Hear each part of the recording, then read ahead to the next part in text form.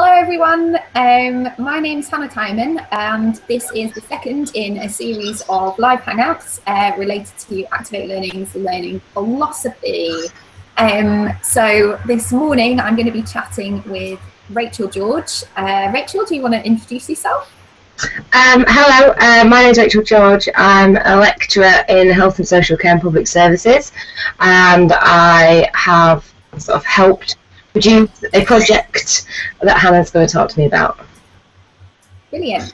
Okay, so my first question for you, Rachel, is really just about brain motivation and emotions. Why do you think it's so important for learning?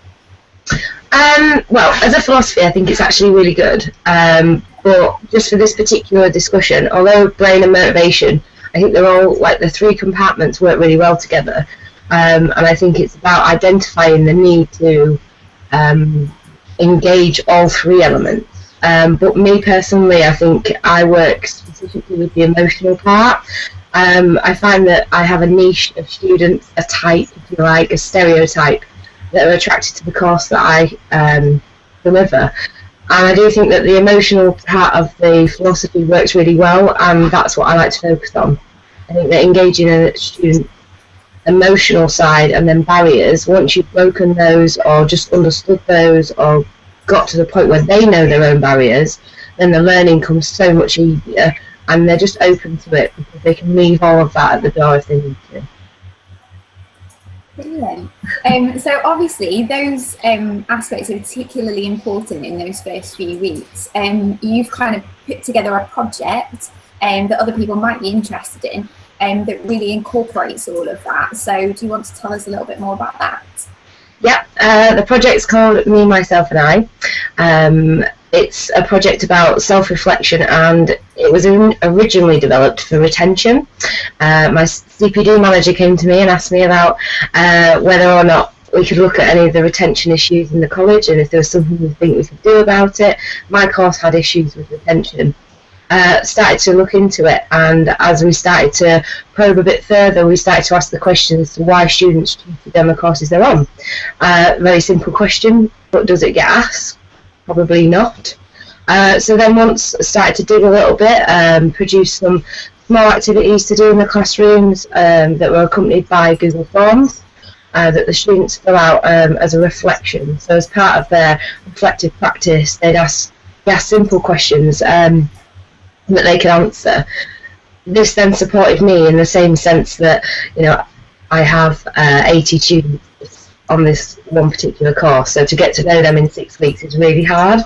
But with the help of the Me, Myself and I project, them filling out the forms, it was easy for me to sit in my own time or whenever I had time and look at their responses, and it was things like, what makes you happy? Now it may be a simple question, but it's something that you want to know, because you never know, it could be something that you do in your classroom that would actually entice that learner to learn a little bit more. So the questions were to help understand the emotional needs of the students, really, and for them to understand why they've made the decision they have and the choice they have made. So, you know, what's the bigger picture? Where do you want to go with the rest of your career and your life? And they say, I'd love to be a vet. Well, health and social care is really maybe not quite for you. Let's think about what other options we've got. And I don't know if that question gets asked enough.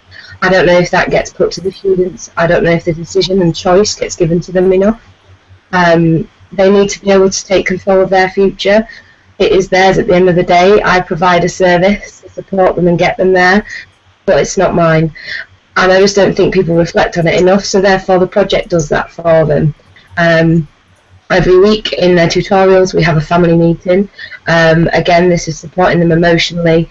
It gives them some learners that I get come from a, let's say, a stereotypical background, maybe mum, dad at home and working and things like that, and it's quite stable. But I also have a lot of learners that aren't from that background and don't have any stability at home. So I took the decision to offer up stability in the classroom. So their classroom and their environment is theirs and it's stable. They're comfortable. They know what happens and what doesn't. There's rules and regulations to keep it nice and fair, and everybody's treated the same. And that really embeds a sense of just safe, and therefore the student and not like other students and relax a little bit in that environment, which again opens up to learning. So supporting them emotionally works, and the family meetings every week, Google Forms, that runs for about 6 to 8 weeks, depending on how far you want to take it. And also, you know, it's an education environment. It doesn't always fit that it goes in that week, so you might have a week where you do something else instead. I've done different things instead, so it's kind of run all of that should be that way. It's okay, you've left it a week, and that's quite nice sometimes as well. It doesn't mean it's so restrictive. It does have a little bit of fluidity, which is what you need, because learners are individuals, so you have to make sure that it suits everybody. But yeah, the activities that run alongside it are things like getting them to look at their own futures and destinations, and not just the typical, what do you want to do? Well, I want to go to university and be a nurse. Okay, and how are you going to get there? Well, I need a maths GCSE at grade C. And instead of just going, okay, great, but then ask, well, how are you going to get maths GCSE? Well, I'm going to go to maths. Okay, how are you going to guarantee that? Well, I'm going to turn up on time. How are we going to guarantee that? So it's about digging that bit deeper and getting them to realise that setting your alarm at the right time is going to actually make sure that that whole process works properly.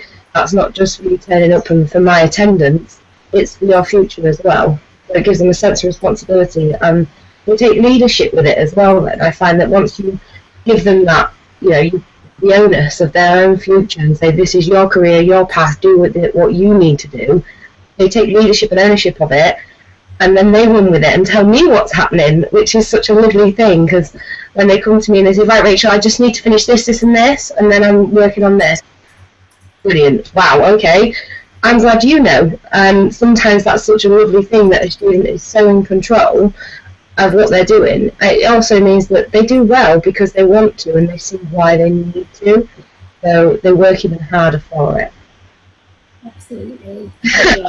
It sounds like a totally great start to the year, and obviously I think other practitioners watching this might be thinking, well, I do bits of that and bits of that, but what I'd really like to do is structure it together in that kind of package and sort of put it all in that way. Have you got something that can kind of help them do that, or is there something on its way that they should look out for that can help them? Yeah, at the moment I'm just running through, because it's obviously the start of the year for me too, and those changes that obviously, you know, you do something, it's never perfect, and there's always changes you want to make. So although last year went really well, there was little things in it that I wanted to change structural wise to how it worked, and how it panned out. So I kept a timeline of events of all the things that I'd done that I incorporated as me, myself and I. Therefore, there will be sort of a step-by-step guide as to what to do each week, just to give you an idea. It's not that you have to stick to it either. I'll give you the examples of what I did, basically, and then you might have better ideas or something more creative that you could add to that. So then, again, you can obviously keep it to how you want it. But it is a good framework to go with. Use it for your tutorials. I think that's the best time to do it as well. Make sure that you're using that time with them to the most effective time ever. So when you're in a one-to-one with them during that tutorial, you have the feedback from the forms and you can recall on those and, like, you know, Rebecca, why do you feel like that? You know, or wow, that's amazing. Like, I didn't know you were a cheerleader in a championship. That's brilliant. And you can get her to share, and the more people share, the more people care. Absolutely.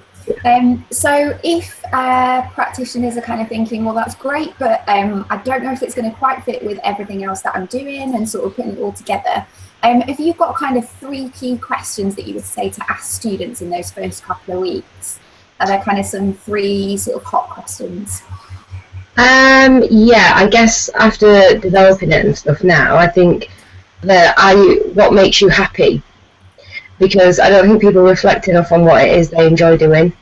And as young 16-year-olds, you putting the pressure on them to make a decision for the next 2 years of their lives when they don't know what they're going to do in the next 2 hours is a little bit much, and they struggle.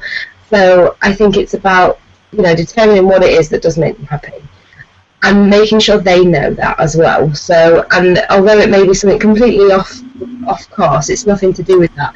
It's just about them having that time to reflect and looking at what they like. I also think the question of where do they see themselves, like, but not just where do you see yourself in 10 years' time, but I asked the question of, if in 5 years you came back to me, what would you want to tell me?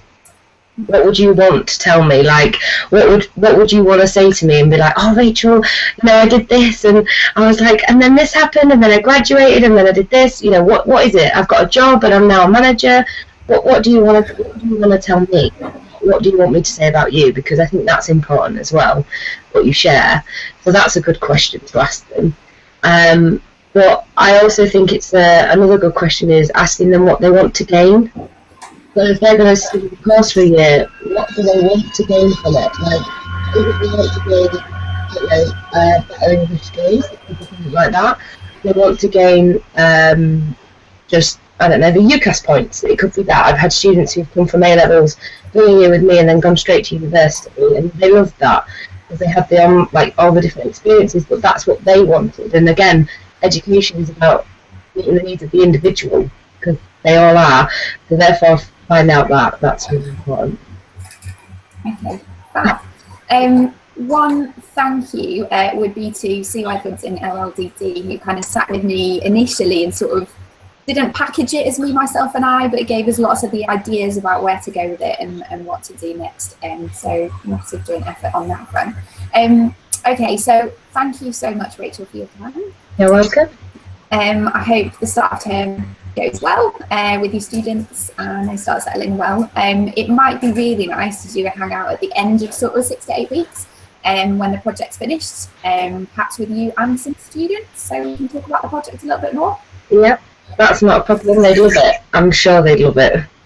Cool, that would be excellent. Okay, thank you very much. You're welcome. All right, bye. Bye.